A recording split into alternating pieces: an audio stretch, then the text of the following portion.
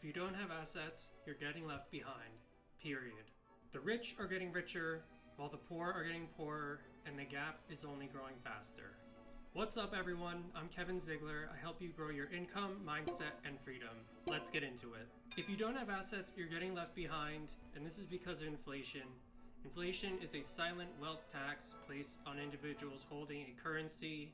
And it's particularly sinister because while you don't see your bank balance decrease, the purchasing power of the money you have in your bank is going down, and it's hard to tell. There's not a line item for inflation on your paycheck. I've said this before, but inflation is like a melting ice cube on a hot summer day where you feel like you have something, but really it's just getting smaller and smaller and smaller. Inflation is caused by the government printing money, increasing the supply of dollars in an economy, making each one worth less. And please don't use the Federal Reserve's CPI as your metric to gauge inflation. That number is completely manipulated and totally wrong. Just ignore it. Inflation will continue because the government and the Federal Reserve will continue printing more and more money forever. In fact, as of the time of me recording this video, the US federal deficit is approaching $37 trillion. If you're saving these dollars that are just being printed into existence out of thin air, backed by absolutely nothing, you are the loser at the poker table, and you are going to get left behind. The government does not have enough money to pay this $37 trillion off, so what they will do is print more money into existence to pay off the interest on the existing debt. But this will only increase the rate of inflation since there will be even more money in the system and even more debt because that is borrowed money. It's money we don't have, and the amount of money we owe is just going to keep growing forever.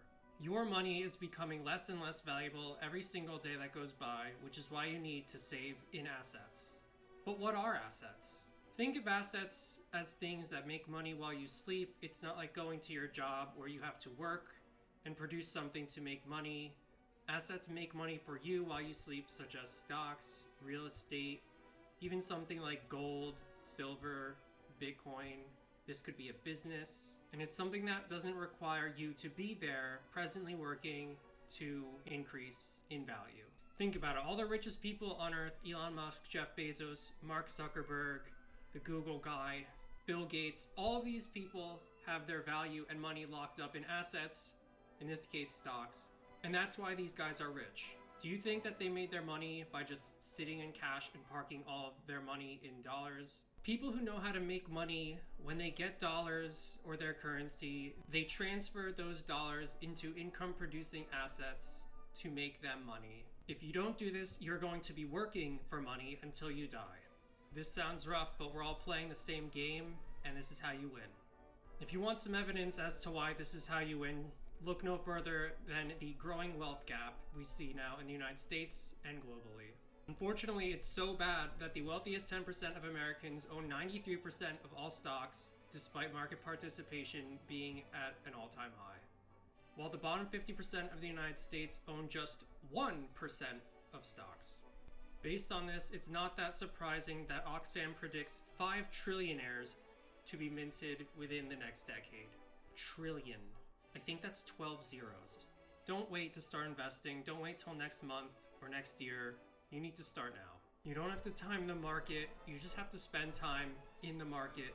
Time in the market beats timing the market. The best performing investors statistically are either those who have passed away or those who have lost access to their accounts because they just didn't touch it. All you have to do is nothing after the first steps of investing. And it's not always the smartest people that were the most successful. It was just the ones that started early and were consistent. Even something simple like $50 a week into an S&P 500 index fund can dramatically change your financial future. Just start now. It can be a small amount.